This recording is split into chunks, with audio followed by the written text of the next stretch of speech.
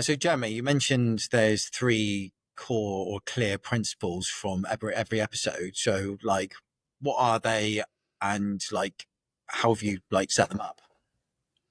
Yeah. So in order to avoid being just one of those podcasts where it's a talking head, and there's loads of those and they're really, really good, but I don't want to build another one.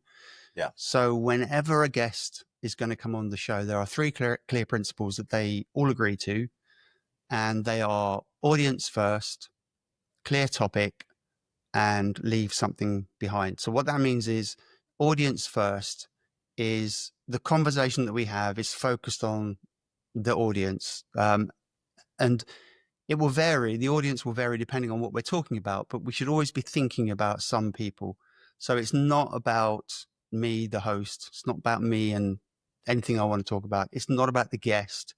It's not about how successful they are or how, their career. It's not about that unless it brings real context.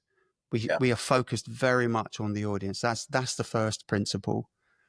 The second principle is that each episode has a clear and specific topic. Otherwise, there's a risk we get together and we just kind of talk and we don't really convey anything. Yeah. So in the preparation, I work with each guest and say, okay, what is it that you've got that you can talk about, that you can share, that the audience can learn?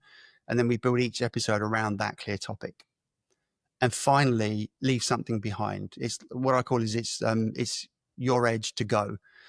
So as part of the conversation, the example I give when I'm talking to potential guests is I say, imagine you make the best lasagna. So in the conversation, we will be helping people make better lasagna. And at the end of it, of course, you want the recipe. So the thing they leave behind is the recipe. But what we do during the conversation is we have the recipe and we talk through it. So, for example, the recipe might say, get really good meat or vegetables or whatever it is you're going to put in it. So then we will talk about why that's important and what happens if you don't have the right quality of ingredients. And then we talk about the temperature that it gets cooked at and why that's important. And we really help people. At the end of it, they should say, I now know how to make the much better lasagna than I could before. I think like you're touching on like a prominent point there. Like there's a real thing, isn't there, called like the forgetting curve. I forget the name of like the founder of the principle, but I believe that if you listen to a podcast, you'll remember 5% of what you hear. If you read a book, you'll remember 10%. If you watch a video, you remember 20%. But all of those statistics, they're pretty low, which means that you're not really getting much value from them. However, when you actually put things into practice, those things change, the numbers shoot up. So if you engage in a group discussion, you'll retain 50% of the material. If you practice by doing, you'll retain 75% of the material. And I guess even better, if you teach it, share it, and apply it, you'll immediately retain 90% of it. Those numbers are, they vary depending upon format, the person, the topic.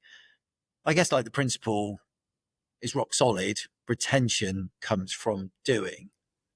Yeah. And I guess that's what we are trying to create that is different to everything else that exists, is that you're not just listening. We'll give you the recipe. You go away, you try cooking that recipe. And once you've made it a couple of times and you've then shared that, you're more than likely be able to make that recipe again without actually having to reflect back on the notes, because you've been able to retain that information. Is that principle right? Precisely that. Yeah.